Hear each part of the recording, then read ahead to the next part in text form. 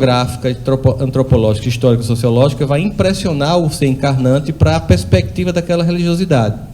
E vai criar um filtro. Esse filtro é como ele vai perceber o espiritual, a partir da experiência material dele, da experiência cultural.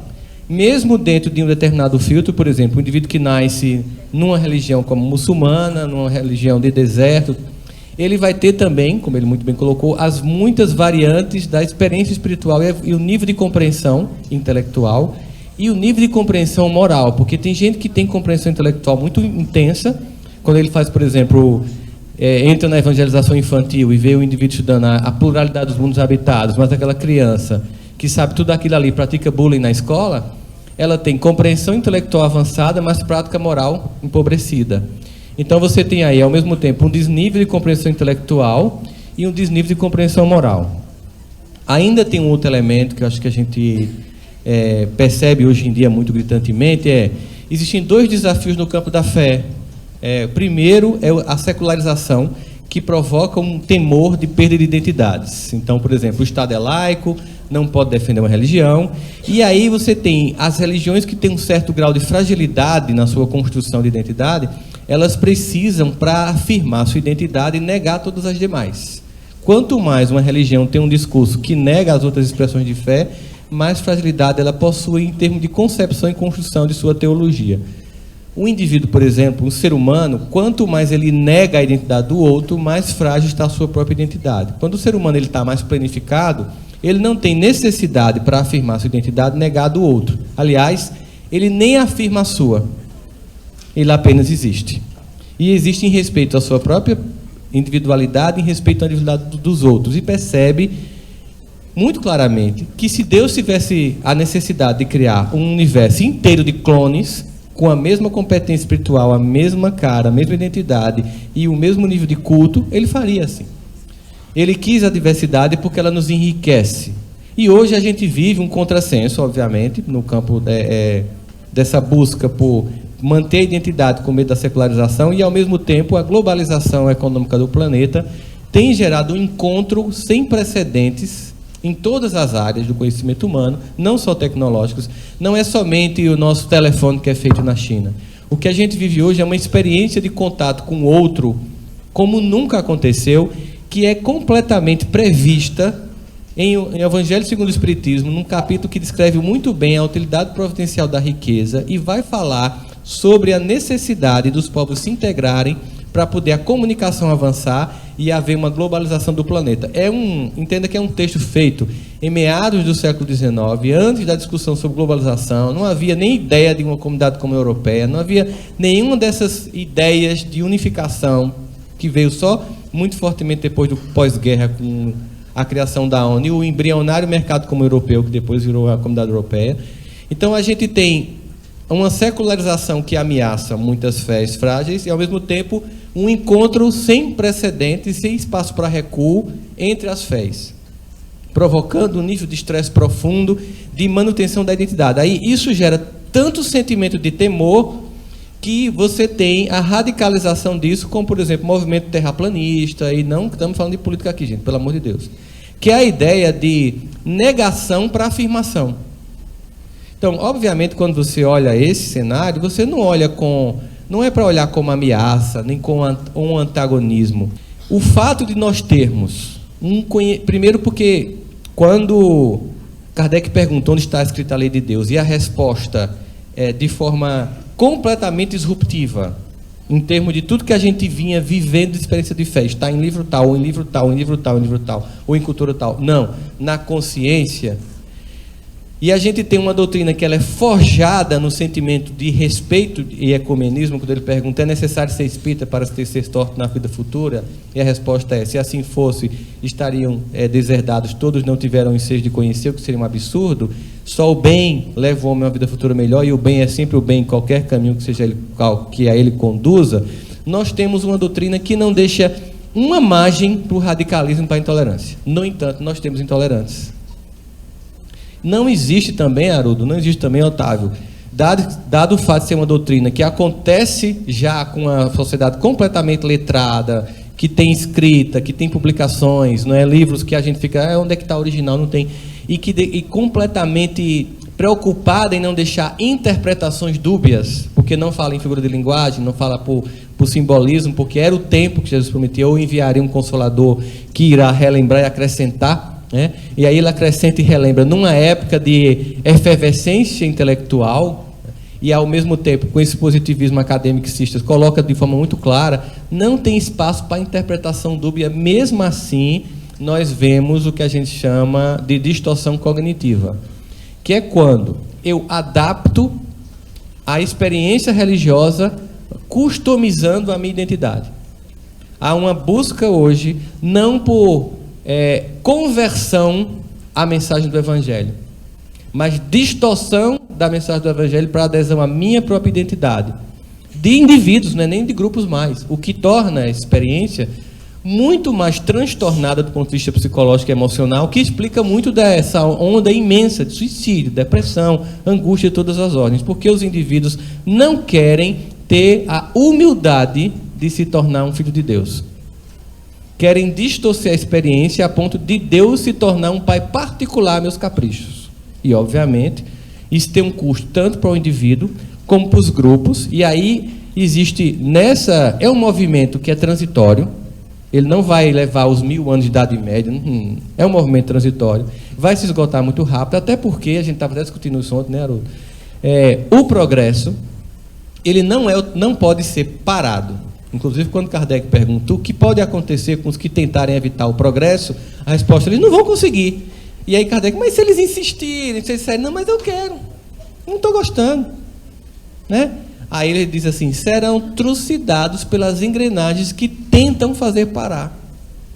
Então, a gente tem um movimento de customização de Deus, de materialização do espiritual, muito profundo, né? A gente tem aí uma comercialização da fé, muito profunda. E, obviamente, nós não estamos aqui para apontar o equívoco dos outros, mas para enxergar os nossos, entender, como Haroldo muito bem colocou, que existem níveis de percepção intelectual e moral que vai dar essa pluralidade e diversidade gigantesca, mas nós temos como entender que, apesar das diferenças no campo da percepção, de compreensão, de manifestar a divindade, seja a partir dos elementos psíquicos ou dos elementos materialmente dados para nós, usando, por exemplo, seja um ambiente africano ou dos ribeirinhos amazônicos, ou do deserto, e a partir daí ter um colorário de identidades e de deidades, os padrões de moralidade transcendentes nos unificam. Quando a gente vai para um diálogo interreligioso, nós temos que realçar os nossos pontos de contato, que são muitos, e não realçar as divergências, que no fundo são poucas. Quem gosta das divergências é quem quer manter controle sobre rebanhos específicos. Quem gosta de perceber a igualdade é quem quer entregar o controle do rebanho a quem realmente controla, que é Jesus. Quando eu quero manter rebanhos desunidos, eu reforço as diferenças, porque eu quero manter controle sobre grupos políticos, econômicos, ideológicos e espirituais. Quando eu reforço aquilo que nos une, não aquilo que nos separa, eu entrego ao pastor, que é o pastor de todos nós.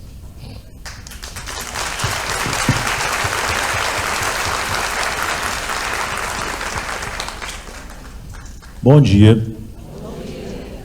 Eu gostei muito dessa ideia da customização, que o Rossando usou de metáfora, de imagem. Me recordei que no livro A Caminho da Luz, no subcapítulo A China Milenária, que é um capítulo bem interessante, né?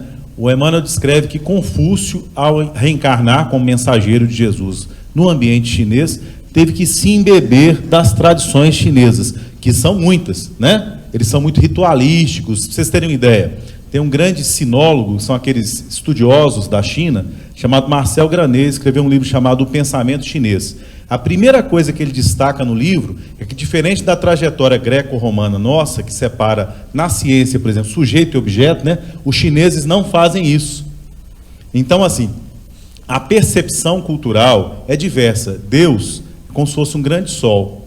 E nós temos aqui janelas culturais de formatos diversos. Uma tem formato de uma lua, a lua budista, né? A outra é uma estrela, né? Mas assim, o sol do lado de fora é o mesmo, né? Mas para a gente transmitir uma mensagem, ainda que a gente venha com um projeto espiritual maior, a gente tem que fazer como Confúcio, com humildade se embeber de uma cultura, então buscar lá, todo bom professor sabe disso, né, que eu vou falar agora. Você não é ouvido pelos seus alunos pelas coisas que intelectualmente você fala. Os seus alunos prestam atenção em você porque eles gostam de você. Eles se identificam com você, né? Então, primeiro você tem que, com humildade, se embeber daquela cultura para encontrar um caminho didático, né? Daí essa diversidade toda. O Emmanuel fala assim, o medo é o berço rústico da fé. Então, se eu fosse fazer uma antropologia espiritual das culturas religiosas humanas, né? No princípio, todas se comunicavam à humanidade por meio do medo. E esse medo comunicado, as metáforas que o informam, as cosmogonias, as teogonias que informam isso, elas criam formas de pensamento, num nível de longa duração. Vamos fazer uma comparação aqui agora. Quando você assiste uma notícia no jornal, você está em contato com a crichinha de uma onda rápida. Quando você tem uma conjuntura econômica, o Brasil atravessa tal conjuntura econômica, você está em contato com a onda. Mas existe um movimento mais profundo, que são as correntes marítimas profundas, né? É a chamada, tem vários teóricos, a longa duração, né? Espiritualmente também não existiria isso. Antes de vir para cá, pensando no tema, eu estava lendo o Arthur Joviano, o Neolúcio, né? Comentando sobre a diferença da recepção do espiritismo na Inglaterra e no Brasil. E aí ele falando das longas durações das estruturas católicas que nós temos aqui. A ideia de culpa, né? Muitos de nós espíritas ainda achamos que Jesus se ofende porque alguém fez humor com a imagem dele. A gente ainda acende vela, a gente ainda acha que a imagem é o santo. Ainda que a gente não faça isso diretamente, né? Nós temos aí uma idolatria das coisas palpáveis. Nossa evolução. E são brinquedos didáticos. Então, assim, durante um certo tempo na sua evolução, Deus te dá uns brinquedos, né? Aí você se apega a eles. Eu adoro canto gregoriano, eu adoro meditação zazen. E então, quando você vai aprender o zazen, você era budista, né? Aliás, você era hinduísta, e você começou a pensar que a tradição hinduísta é muito tradicionalista. Aí você, por um movimento político, aderiu ao budismo. Então, a partir de agora, a ideia de Deus para mim é ruim, né? Na verdade, quando o budismo afasta a ideia de Deus, é para fazer você olhar para dentro. Então, assim, afastar a ideia de Deus é um brinquedo, que às vezes as pessoas levam muito a sério. Então, elas acham que efetivamente a personalidade desapareceu, mas aquilo é um estágio para chegar a. O dedo que aponta para a Lua, ele não é a Lua. Então, é necessário passar pelo estágio sem se apegar a ele. Estágio é ser mineiro, estágio é ser brasileiro, estágio é ser muçulmano, né? Porque, assim, quando você olha para o Islã, eu adoro estudar a tradição sufi, sabe? Você pega um grande espírito, como por exemplo Al-Rumi. Maravilhoso, maravilhoso, né? Por que a tradição do Al-Rumi não predominou no Islã? Porque a maioria dos muçulmanos não está no nível da transmissão espiritual do Al-Rumi, né? Agora, a gente não pode olhar para o Islã a partir do radicalismo. A gente tem que olhar para o Islã a partir da empatia, da simpatia que a gente tem pelo Al-Rumi. Por um tempo eu achei que o budismo era uma religião extremamente tolerante, até eu ver o que os monges budistas estão fazendo agora no Camboja com os muçulmanos. Qualquer tradição religiosa, se eu customizar essa tradição pela minha intolerância, vamos pegar o próprio espiritismo agora, né? Ao longo dos últimos 30, 40 anos, eu acho que a tradição do Chico Xavier não tem culpa nisso. Você pega a obra do Humberto de Campos, ela tem uma série de aproximações empáticas com as culturas afro-brasileiras. Quando você atravessa, é um preto velho que se comunica, é um espírito que tem uma facilidade de comunicação com os espíritos da natureza, né? Nós construímos uma ideia de afastamento das tradições afro-brasileiras e indígenas, né? E, na verdade, a gente não pode hierarquizar as diferenças. Quando o espiritismo ele não tem formas, imagens, né? É uma forma da gente fazer um tipo de percepção que construa uma linguagem comum. Quando eu tenho uma taxonomia biológica, eu vou descrever filos diferentes, quem é aqui da biologia, né? Eu tenho que criar um sistema de classificação. E, para isso, eu não posso usar o nome que tal etnia indígena usa. Eu tenho que criar uma língua. O Linneu não criou aquela... duas, né? O espiritismo é essa linguagem que te permite ver uma tradição egípcia antiga, perceber o seguinte: os egípcios encheram isso de mitologia, porque era própria da cultura deles. É bonito, mitologia não é ruim, né? Ela é um brinquedo, mas eu posso entender o fenômeno a partir de uma linguagem que seja comum. E isso me aproxima. Ao mesmo tempo que isso me torna racionalizador dessa tradição, eu consigo antropologicamente trazê-la para um sistema classificatório, que eu acredito, pelo menos até agora, que é mais neutro, né? Eu consigo respeitá-la também na sua origem, que esse outro caminho é importante, sabe? Porque uma coisa, quando eu crio uma classificação, eu posso ficar também apegado à minha classificação. Eu acho o seguinte, o bem com apego é um mal. O mal sem apego caminha para o bem. Então, assim, se você cria uma classificação, mas você se torna escravo dela, se você se torna escravo da sua forma religiosa, você passa a desqualificar as outras, né? Se você comete um erro, pode ser um erro histórico, que é o que nós cometemos, eu acho, no Espiritismo, nos últimos 30, 40 anos. Exemplo, nós não subimos os morros. Os nossos irmãos evangélicos subiram. Nós, assim, nos afastamos culturalmente de uma parte considerável da população.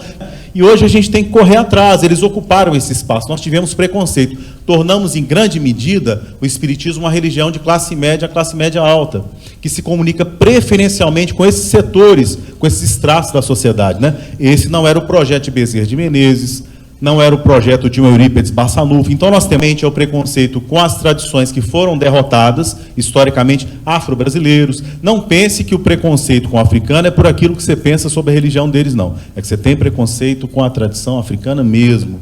E a gente tem que reconhecer que tem, né? E com a tradição indígena também. Quando você se aproxima dessas tradições com respeito, você consegue sentir empatia. Sentindo empatia, a gente entra em qualquer lugar e a gente consegue ser entendido, compreendido. Se a gente parte de um patamar de superioridade para ir levar uma luz a alguém, né, a gente faz diferente do Confúcio, que se embebeu da cultura chinesa, para que então ali dentro, né, não como um cavalo de Troia, para que ali dentro, em empatia, né, ele pudesse dialogar com o coração dos chineses e fazer os chineses evoluírem, né? Que a terra é um jardim de flores variadas.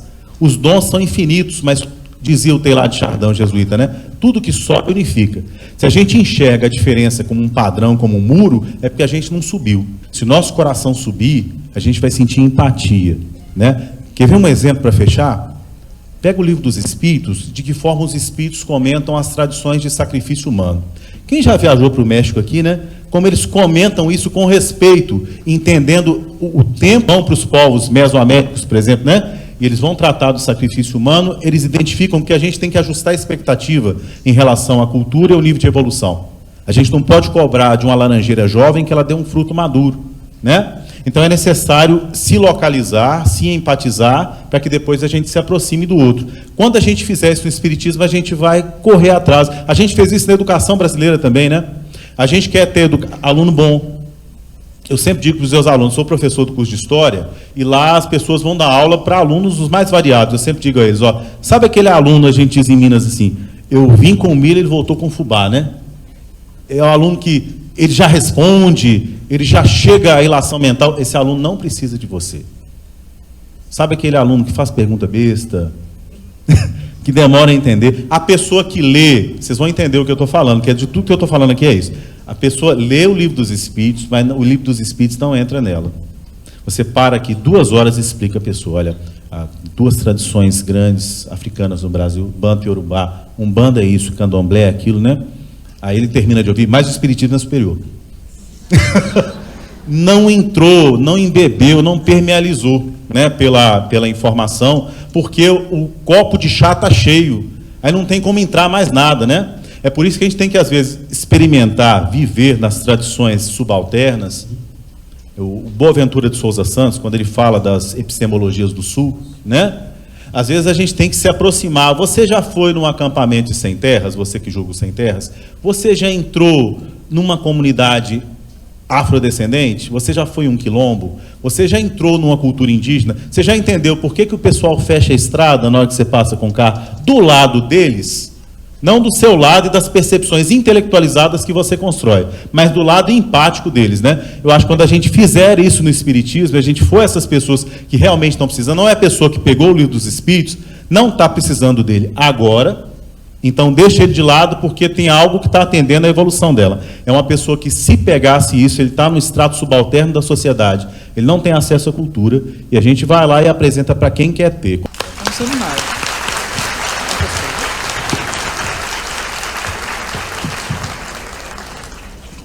Tem uma pessoa que fala, que relata aqui, que a filha é da Umbanda, mas ela é trabalhadora da casa espírita, e que muitas vezes, né, sente o quanto as pessoas, né, de certa forma, criticam esse posicionamento, e por conta disso ela evita falar que a filha é dessa outra religião, né, e o quanto isso a entristece. Então, acho que muito mais esse sentimento da provocação, de tantas reflexões, né, que a gente trouxe. Mas ainda uma pergunta então, em si... Só um minutinho. Então, manda um beijo para a filhona e pede para ela colocar nosso nome lá e pedir proteção para a gente no terreiro.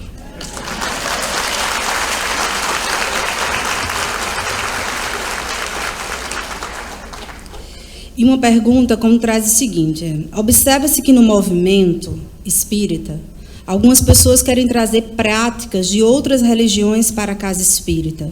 Diante disso, qual deve ser a postura adotada? Nós vamos combinando que nós vamos responder rapidinho. Olha, aí é o bom senso. Tudo tem que ter o bom senso.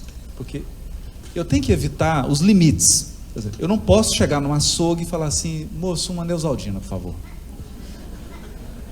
Aí o cara, eu vou deixar o açougueiro confuso. Ou chegar na farmácia e falar assim: filhote, meio quilo. O cara, não, você está na farmácia. Né? Então, eu não posso chegar a um extremo de entrar numa casa espírita, aí ter lá um negócio para meditação budista, aí ter lá um negócio para uma prática hinduísta, aí ter um pedacinho de um terreiro lá para... Né? Não posso ter isso. Porque aí eu transformei numa miscelânea que eu perdi a identidade. E aí a função da casa espírita, que é proporcionar uma experiência espírita, aí desnaturou. Desnaturou. Por outro lado, eu tenho que tomar muito cuidado com as imagens mentais da Inquisição. Que é assim: eu quero proteger tanta casa espírita que chega a pessoa e fala assim: camisa hindu aqui não entra na casa espírita, não. Mas por quê? Porque eu sou o dono da casa e aqui ninguém entra com roupa de hindu. Aí chega uma trabalhadora e fala: vestido branco não, prática afrodescendente aqui não, aqui é uma casa espírita. Aí eu virei inquisidor. Então é esse bom senso que a gente precisa ter, não é, gente? O que vocês... Acho que sim, ó. Com certeza o que a gente percebe ou é um extremo ou outro. E tudo que a gente busca na vida, seja dentro de nós, seja nas nossas práticas exteriores, é o equilíbrio. A primeira coisa que a gente deveria então perceber é que está precisando o movimento espírita deixar de ter donos, afinal pertence ao Cristo. Enquanto a gente achar que a gente tem a autoridade moral para definir padrões, a gente está doente. Então a gente tem que manter uma certa identidade, até porque se a gente perde as identidades, aí as muitas manifestações de fé perdem suas missões, porque diante da diversidade humana, que Haroldo também colocou, de compreensão, de lugar, de história, que no tempo, eu preciso então que tenha um leque de opções para que cada indivíduo se encaixe e perceba a partir de sua perspectiva, de sua lente, a sua religiosidade. Esse respeito do contato, ele não é um apagamento de identidades. O ecumenismo não é um convite a deixar de ser eu, mas é um convite a também enxergar que tem um outro. Porque quando a gente não tem esse evento, a gente tem uma tentativa de apagamento e até justificativa para a destruição e morte do outro. Que pode ser, eu posso me tornar um homem-bomba, fazer um atentado terrorista, qualquer coisa que seja, em qualquer religião, não é só numa, que tem um movimento de não aceitação do outro, é um movimento de fundamentalismo. Agora, eu preciso manter esse equilíbrio. Ao mesmo tempo, eu tenho minha proposta, eu tenho a minha resposta, e a grande resposta é uma resposta de trazer uma racionalização sobre o que era muito místico, que era o contato com o espiritual, através de um livro completamente categorizado, que é o livro dos médiuns. Nós temos aí a capacidade de trazer percepções reencarnacionistas que eram muitas vezes com inevoluções a partir de uma perspectiva muito mais racional, e lembrar que o grande objetivo de alguém que vai a uma casa religiosa, que a gente perceba isso, que quando alguém vai em busca de um espaço de fé, ele vai em busca do transcendental, do excepcional, do incomum e do espiritual. Ele não vai em busca de uma coisa que ele encontra em qualquer empresa, numa escola. Não, ele vai em busca do extraordinário. Então, Muitas vezes nós temos que nos perguntar, na busca desse formalismo todinho, desse controle absoluto do que se denomina de controladores da pureza doutrinária, se a gente não tem apagado a manifestação espiritual nas casas espíritas, estamos nos tornando um movimento espírita sem espíritos. Só uma provocação. Densidade de sentimentos, né? Você pega uma meditação ativa de um sufi, ela é outra coisa. Você pega um chinês numa meditação taoísta, ela é outra coisa, né? Por que que isso é rico? Porque você precisa dos outros. Então, assim, na medida em que essas coisas bailam juntas, em harmonia, sem querer um alcançar o espaço da outra, você tem a construção, como a ciência do mundo inteiro é colaborativa, ou deveria ser, né? A religião também um dia o será. Assim como a medicina um dia vai servir realmente aos homens e não ao mercado, um dia a religião servirá realmente ao crescimento espiritual da humanidade. Sobre o outro aspecto, né? Esse aspecto da diversidade, do preconceito, o grande problema é que às vezes você não deixa a pessoa vir com a roupa branca. Imaginemos o seguinte: a sua casa espírita fica num bairro que tem uma comunidade africana. Nem toda pessoa que veste uma roupa de identificação iorubá, ela é um bandista. Abra sua cabeça. Porque se fosse alguém vestido com um jaleco alemão e tivesse um sotaque alemão, certamente você acharia que é próprio para a casa espírita. Dr. Fritz, essas entidades, né? Mas quando é uma entidade, gente, os senhores de escravos no Brasil teriam evoluído a ponto de serem guias espirituais nas nossas casas espíritas? A sensibilidade afetiva foi construída pelo preto velho, pelo índio, pelo caboclo, né? Eles se denominam assim, né? Acho que a vida inteira. Sabe o kata do karatê e o kati do kung fu? Os grandes mestres mesmo se libertam deles. Eles são formas, eles são disciplinas. Quando você vai além, você está além da forma. Quando a gente não está fazendo a nossa tarefa, a gente fica buscando se esmerar na forma. Como os fariseus que andavam com longas túnicas, cumpriam exterioridades para não cumprir o que é essencial. Então, quando a gente vai ao essencial, a gente unifica.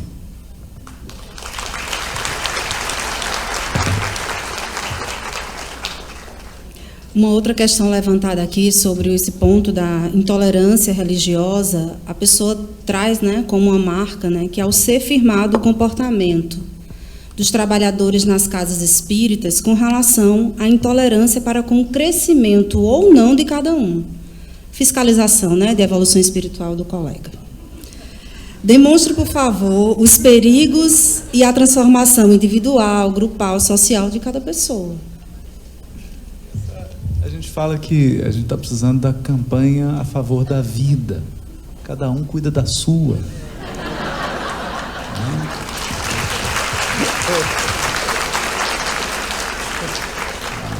Porque nós precisamos, isso é uma coisa importante, e aqui nós estamos provocando. Nós precisamos ter um respeito à esfera íntima e privada das pessoas. Isso, e aí eu vou dar um testemunho aqui. Uma das coisas que mais me impressionou assim, na convivência com o Divaldo, convivência íntima, não é convivência de palco, percebe? Convivência íntima, né? Que com os dois aqui a gente já nadou de sunga no mar, queimamos, passamos protetor, essas coisas ridículas. Uma coisa que me impressionou no Divaldo é o respeito que ele tem à sua vida privada. Total. Ele não fica interferindo, de jeito nenhum. Tem uma discrição, um respeito à intimidade, à esfera privada dos outros. Né? Isso é importante, gente. Isso é muito importante.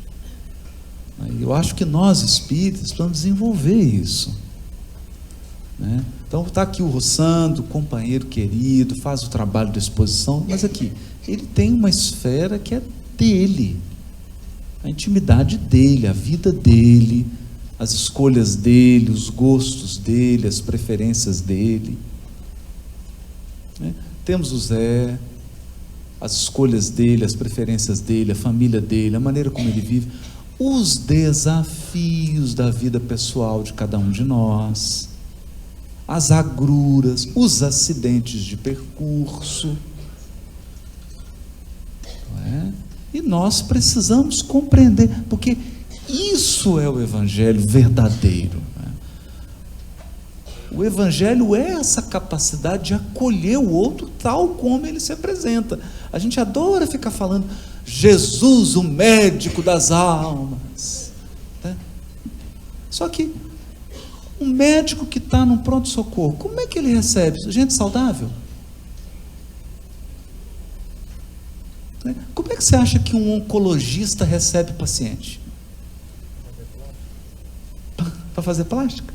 Ah, seu nariz está tão bonitinho, vamos dar mais uma. Fazer um botox aqui. Como é que o médico recebe?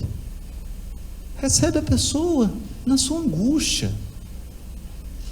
O médico recebe a pessoa na sua fragilidade, na sua dor, na sua dificuldade. Então Cristo recebeu Maria Madalena na dificuldade sexual dela, na dificuldade que ela tinha de sintetizar o que é o amor e o que é a sexualidade. E o Cristo fez o quê? Ajudou. Ele a ajudou a curar aquela ferida que tem uma história, porque você não sabe quem que abriu aquela ferida nela. Você não sabe. Aí você pega uma pessoa aqui que está viciada em bebida, você não sabe o que aconteceu. Então André Luiz fala assim: você está criticando o vício do outro? Será que você teria resistido ao que ele passou? Por exemplo, eu tive um tio, irmão da minha mãe, no enterro, não teve nada, eu tive que comprar o caixão, tudo. Morreu alcoólatra. Mas por quê? Foi abandonado pela esposa, que era o amor da vida dele. Morreu de amor. A bebida foi só um instrumento. Aí você vem aqui para a tribuna espírita e fica fazendo um discurso absurdo, sem entender, mas não é médico. Jesus não é um médico das almas. Ele não é um médico. Aí você pega o sujeito da droga, tem mini coisas, né? Mini fatores. Aí pega o outro que tem, por exemplo, espírita que tem dificuldade com a língua. Ele tem uma dificuldade. Então, é aquele que cria intriga, ele separa grupo, ele cria fofoca, ele fala mais do que deve. E a pessoa, você olha assim, a vida sexual dela está equilibrada, a vida financeira está equilibrada, a vida familiar, mas a palavra é um desequilíbrio na vida dessa pessoa.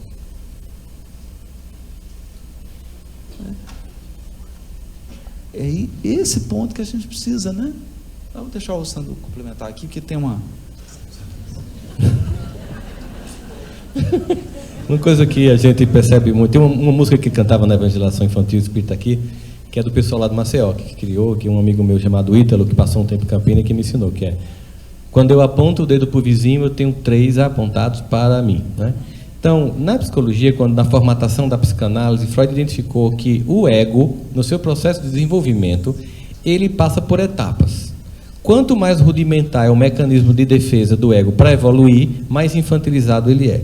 E aí, nas etapas de mecanismo de defesa do ego, ele vai identificar, por exemplo, a projeção, que é o indivíduo que é incapaz de enxergar em si os próprios defeitos e, convenientemente, consegue enxergá-los muito bem detidamente nos outros. É a negação, que é quando o indivíduo tem, mas não diz que tem, ele nega a si mesmo, né? Então existe o deslocamento, que é quando o indivíduo pega uma raiva que é dele e projeta noutra coisa, mas já é avançado. Por exemplo, estou com raiva de alguém e faço... eu queria dar um murro na pessoa, mas eu tive a maturidade de deslocar para um objeto. É uma evolução, que é a projeção e o projeto na pessoa mesmo, né? Então, assim, o que a gente percebe é que quanto mais sensor moral você é, mais imoral você é por dentro. E apenas você projeta a sua infantilidade emocional. Não vamos colocar aqui julgamentos. Então, quanto mais eu consigo enxergar no outro, é um ditado nordestino: quem disso cuida, disso usa. Eu só enxergo no outro aquilo que eu tenho. Muito boas, elas são tolas.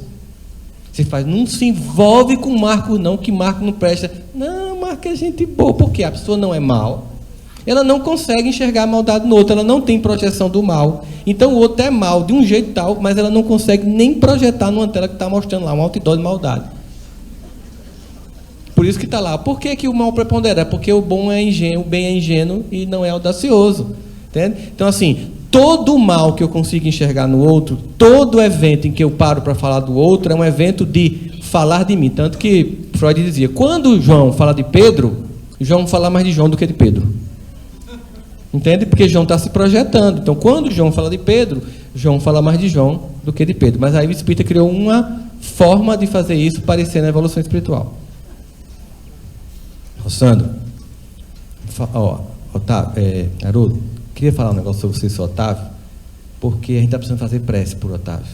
Está obsediado. Então, a gente, Deus queira que não, né? Deus queira que não, que tudo que eu estou lhe dizendo não seja verdade. Mas, nunca o objetivo foi resgatar o irmão, mas afundá-lo. Afundá-lo para esquecer que eu já estou no charco onde eu quero que ele se encontre.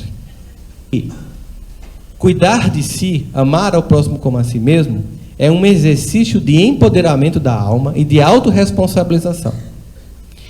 E quando a gente olha a inveja sob a perspectiva, ou a fala, ou a calúnia, da perspectiva não de um julgamento moral, que coisa feia, não. Como é que você vê um argueiro que está no olho do seu irmão, quando tem uma trava no seu? Não é um julgamento moral, é assim, meu filho, que perda de tempo. E todo o tempo que você investe para observar o que ele tem, você desinveste para observar o que você tem e o que você pode mudar. Então volta essa energia tão vigorosa de controle de atitude para si mesmo. E aí você consegue evoluir. E quando você atinge esse grau de maturidade espiritual, você se torna tão doce no processo, porque quando você olha seu percurso e lembra de onde você veio, onde você está, para onde você está indo, quando você encontra alguém que você até percebe que num ponto da personalidade está atrás de você, você olha com a misericórdia, a condescendência de quem já esteve lá e sabe como precisou de ajuda para sair. E ao invés de julgar, você vai chegar lá para... O que eu posso fazer para você? Eu já tive aí. Eu sei. Lembra Pedro nega Jesus? Você imagina? Quando alguém chegou depois para Pedro, esse mestre que você está falando para mim é fantástico, mas eu não mereço, eu sou adúltero, eu sou imoral, eu roubo. Aí ele faz assim, eu neguei ele. Eu te entendo. Vem cá me dar um abraço. E vamos se erguer junto. É esse o processo.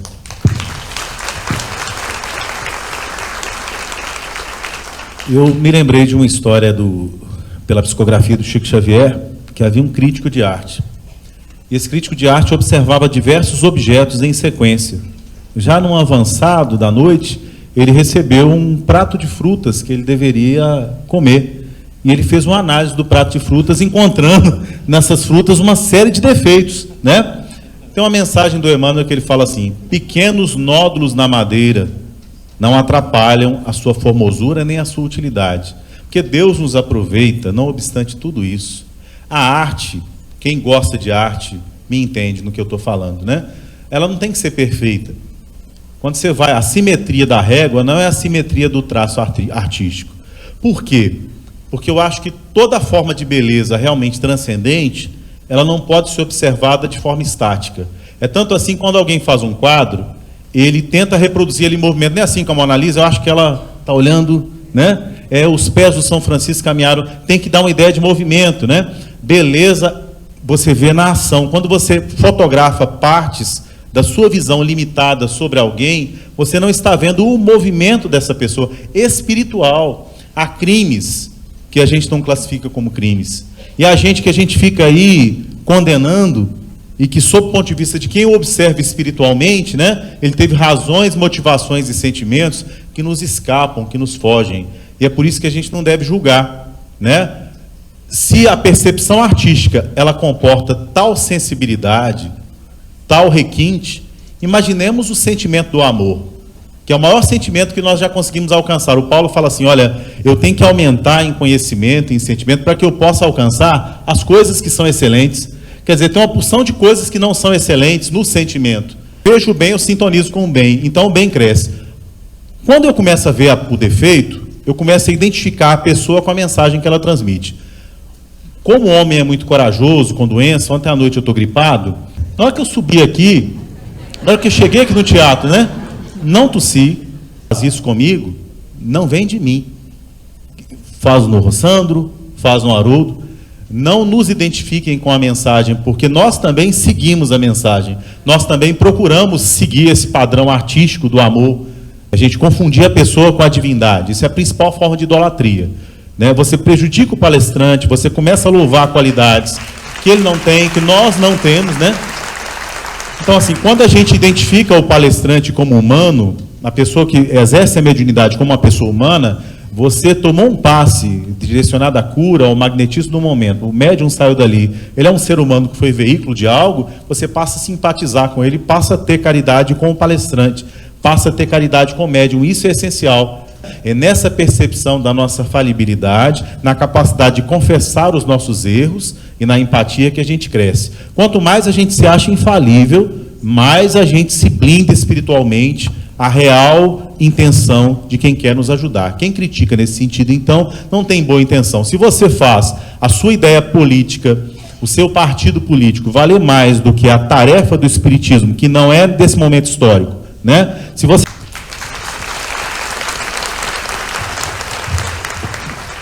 Meus queridos, coisa boa, né? Tá vendo como é que a conversa é gostosa, foi produtiva, mas está chegando ao fim, né? A gente tem que encerrar, porque tem muita coisa boa depois do almoço, né? Incluindo o almoço. E eu queria agradecer aos meus amigos queridos, Zé Otávio, Rossandro. Sempre que a gente vem, encontra, fica junto e tem a oportunidade aqui de trocar ideias. Eu acho que essa é a grande riqueza. A grande riqueza. Então, toda vez, só para a gente encerrar, toda vez que você encontrar alguém de outra religião, conversa. Conversa. Bate um papo. Foi assim que eu conheci a irmã Aila. É a pessoa que impactou a minha vida. Foi assim que eu conheci o pastor Enéas. Se tornaram meus amigos. É assim agora que eu conheci o Frei Nathaniel, que se tornou um padre ortodoxo. É assim que eu vou conhecer o Frei ortodoxo Francisco, que é um especialista em meditação ortodoxa. Conversa. Conversa. E foi tão bonito isso, porque eu mandei um áudio.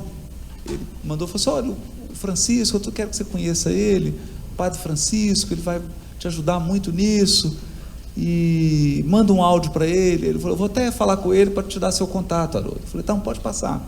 Aí o Padre Francisco mandou um áudio assim: querido Haroldo, eu acompanho seus vídeos no YouTube.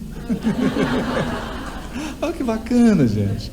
Então, conversa, dialoga, bate um papo, né? Mas não como alguém que está ensinando, como alguém que está trocando, está compartilhando ideias, valores, e assim, conversando amorosamente, despretensiosamente, nós vamos resgatar algo que está faltando nos dias de hoje, que é a nossa humanidade, nossa condição humana. Isso é muito vital. Não, e também dentro do espiritismo também, na casa espírita, né? A importância do diálogo, a importância da compreensão do outro, né? E até a última coisa que eu queria falar, até de uma compreensão que eu acho que é a mais sábia de todas, que é o que tem para hoje. Isso é o que tem para hoje. Então você olha para uma pessoa, ela está naquela dificuldade, ela poderia fazer isso, é o que tem para hoje. Isso é o que tem para hoje. Talvez daqui 5 anos você vai encontrar ela mais forte, mais experiente, mais aberta, mas é o que tem para hoje. Puxa, o movimento espírita está com esse problema, minha casa espírita, é o que tem para hoje. Não é? E se você não gostou dessa conversa aqui, é o que tem para hoje.